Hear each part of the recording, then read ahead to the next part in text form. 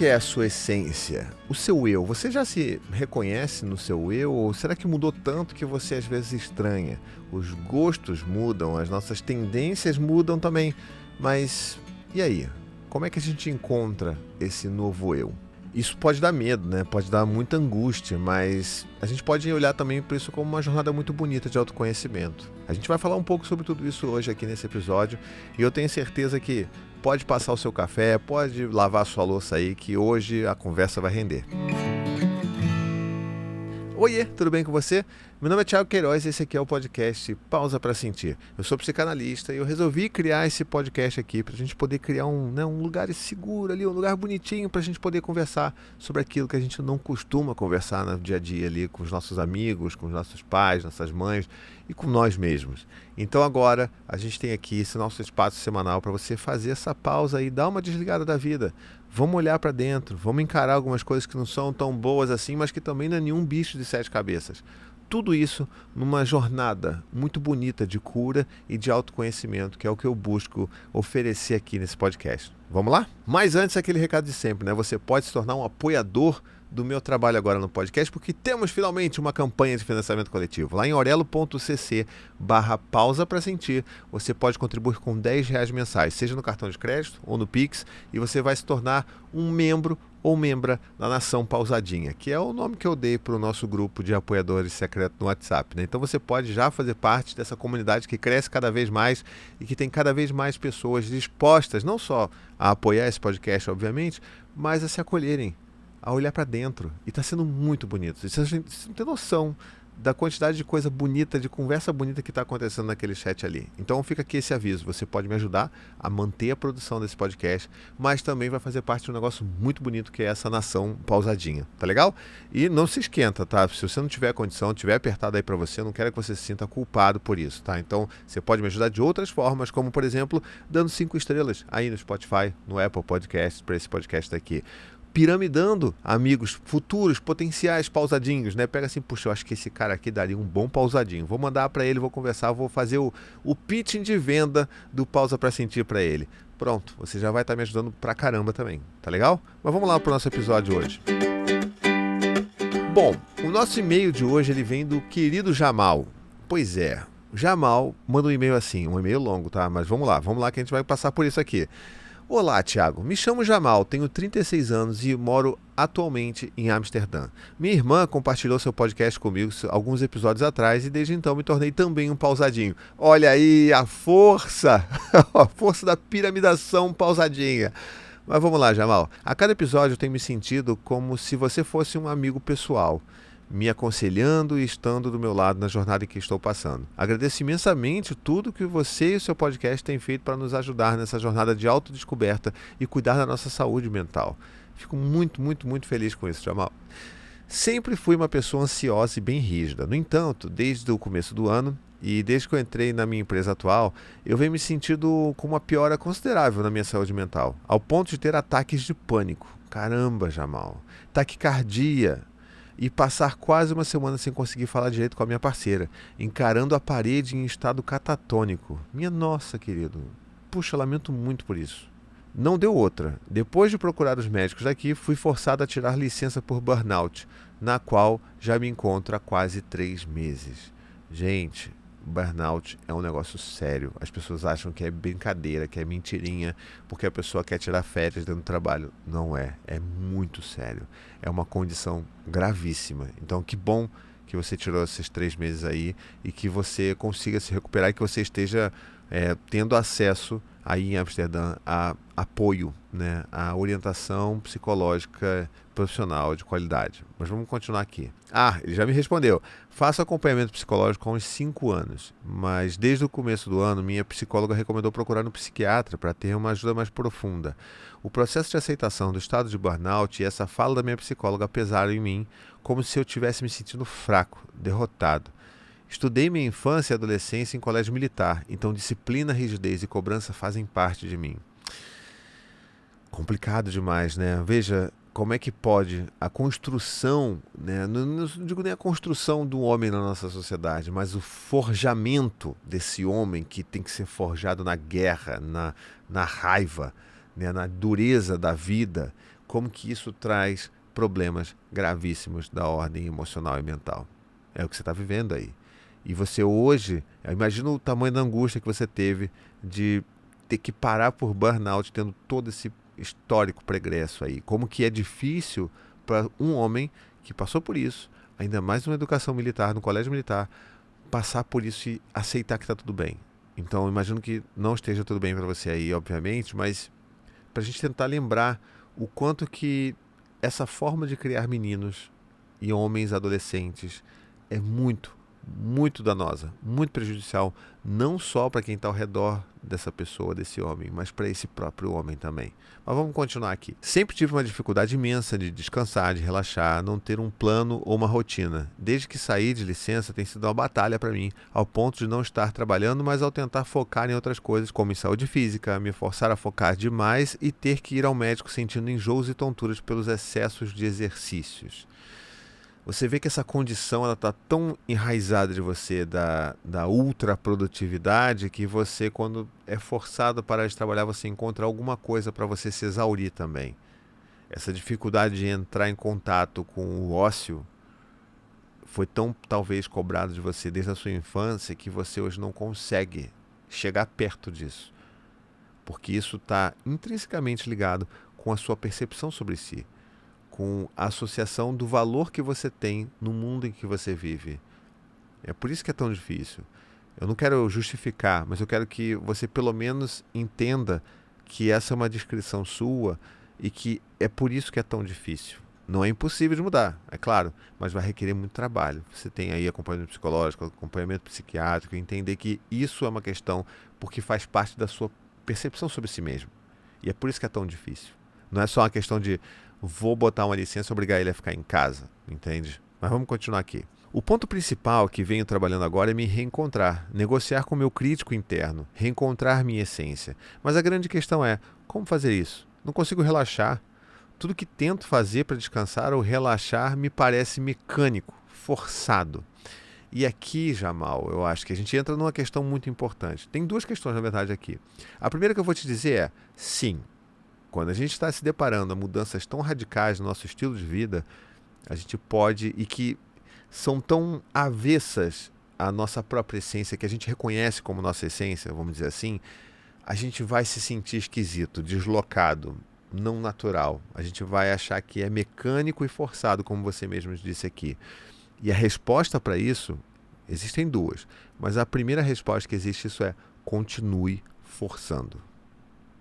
Não é nada de errado você fazer isso se sentindo forçado. Claro que se isso te colocasse numa situação de mal-estar terrível, né? Meu Deus, isso aqui não é minha natureza. Né? Eu não estou falando, por exemplo, não, se você tem medo de altura, você tem que submeter ao medo de altura para curar isso. Não estou falando disso.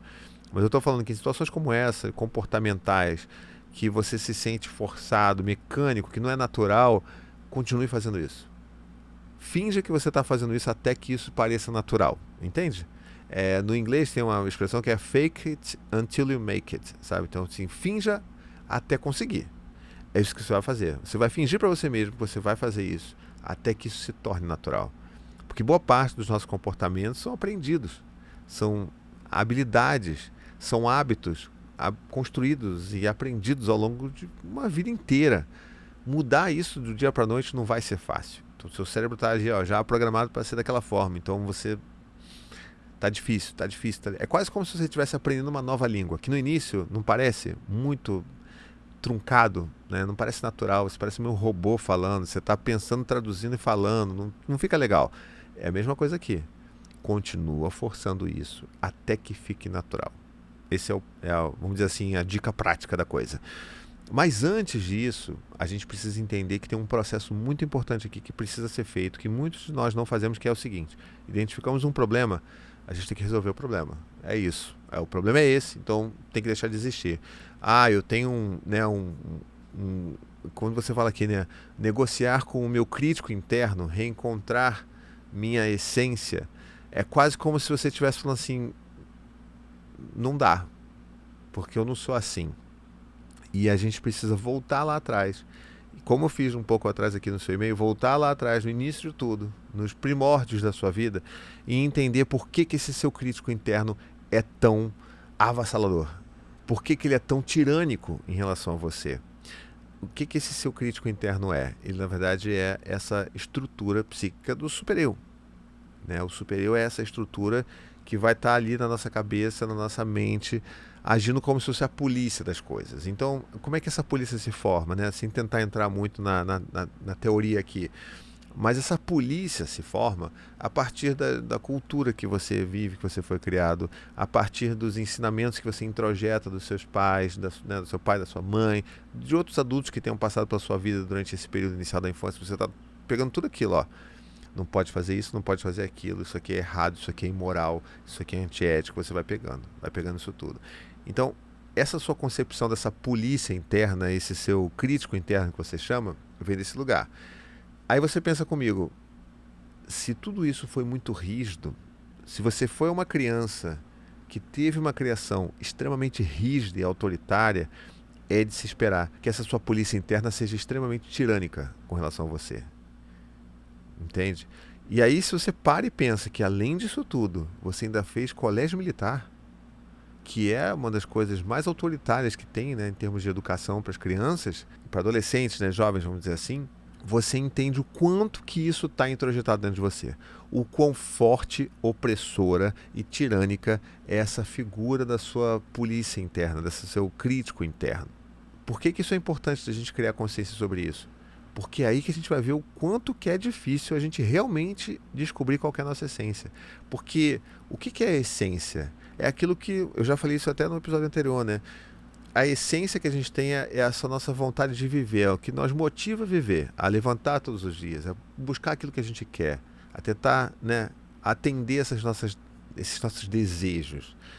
Mas se para atender os nossos desejos a gente precisa passar por um filtro que é essa polícia interna, e essa polícia é extremamente opressora e vai te fazer se sentir julgado por qualquer desejo que você tenha, você não vai conseguir encontrar tão facilmente essa essência. Porque encontrar essa essência passa por esse lugar de você se deparar com os seus desejos mais profundos. Mas se tem uma polícia muito atenta ali, que não vai te deixar desejar as coisas, você não vai conseguir entrar ali, entende? Isso, claro, dentro da perspectiva da psicanálise, tá? Outras linhas vão explicar isso de outras formas, mas dentro da perspectiva da psicanálise, porque eu sou psicanalista, é dessa forma que eu posso te explicar esse mecanismo e que pode te ajudar a entender por que é tão difícil. E tá, é tão difícil, eu vou viver assim? Não. É porque a partir do momento que você cria consciência sobre isso, você começa a entender como é que o seu processo funciona. E a próxima vez que isso acontece, você vai, opa, peraí, é isso que está acontecendo. Não. Se eu estou me sentindo muito culpado por estar querendo fazer alguma coisa por mim, sei lá, jogar videogame, opa, peraí, isso aqui é aquela minha polícia interna. Não, mas eu quero muito fazer isso. Eu lembro quando eu era criança de como que eu amava jogar videogame. Talvez se eu jogar videogame agora, eu vou me conectar um pouco com aquela sensação de prazer que eu tinha no início da vida. Entende? Um exemplo completamente absurdo, aleatório, mas pra você entender o que eu estou dizendo. E aí aquela coisa do... Não, você tem que estar trabalhando, você vai ficar o quê? Você vai ser um qualquer um vadio, que você não vai jogar, não vai ficar jogando, não vai fazer nada da sua vida, coisa que talvez você tenha ouvido na sua infância. E você vai precisar duelar com isso, para você entender que essa opressão toda, ela não pode ter essa força, mas vai ser um trabalho muito, muito, muito grande seu, para tentar entender como que vai lidar, como que você vai, como você mesmo disse, negociar com esse seu crítico interno. Então, primeiro, cria consciência sobre isso tudo, sobre esses processos, avalia, vê se isso que eu falei faz sentido, porque eu não estou, né, senão você só está introjetando aquilo que eu estou falando aqui. Mas a única pessoa que sabe de verdade qual que é a verdadeira história disso tudo é você. Então, pega, trabalha isso, analisa isso, leva para sua psicóloga, traz essa questão e vê o que pode ser feito. Não, será que isso mesmo faz sentido? Não, o que ele está falando faz sentido. A partir do momento que faz sentido, você vai começar a perceber esse processo, esse ciclo acontecendo o tempo inteiro. E quando você percebe a primeira vez, você vai falar, epa, peraí, não, comigo não, violão, não vou deixar isso acontecer não. Já vai ser diferente. Você não vai resolver de uma hora para outra, porque não dá para resolver. Quando a coisa é muito forte, não dá para resolver de uma hora para outra, mas você vai ter uma vantagem, porque você vai estar sabendo o que vai estar acontecendo com você. Olha só, eu vou continuar, e comecei a ler a primeira frase aqui, olha só como é que eu tô acertando, eu tô meio mãe de Ná aqui, pra você ver, ó. Tento jogar videogame, montar legos, pintar, fazer yoga, sair para pedalar, dormir, mas tudo isso me parece forçado e não me traz prazer.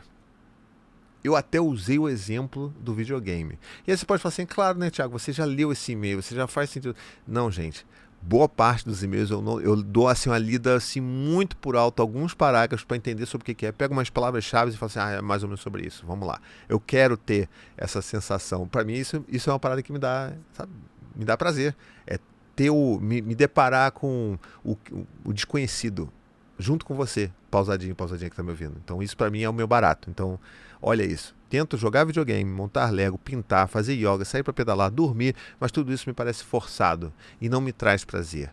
Por que não te traz prazer? Por que é forçado? Porque talvez em algum momento da sua vida muitas pessoas disseram que isso não era para você fazer, que dormir é perda de tempo, que jogar videogame é perda de tempo, que brincar de Lego é estupidez, que pintar, fazer yoga, que nada disso presta, que você tinha que ter uma carreira, que você tinha que ser duro, que você tinha que ser sério, produtor, né, tudo mais, lá, pode ser aí. Então, a partir do momento que você percebe isso, você fala, não, eu vou jogar. Ah, mas eu vou montar meu Lego assim. Ah, mas vai ser muito forçado. Vai continuar sendo forçado, até isso ficar natural para mim. E ele continua, várias pessoas me perguntaram qual que era o meu hobby, como que eu me recarregava, mas sinceramente, não sei responder essa pergunta. E sinto que essa jornada para a descoberta é bem difícil para mim. Me sinto até perdido quando o componente trabalho foi retirado de mim. Matou a charada. Você mesmo está dando as pistas do que você precisa ouvir. Eu espero que você consiga entender a leitura do e-mail que eu faço, que ela já é uma boa pista para você daquilo que você percebe, qual que é o problema que está acontecendo.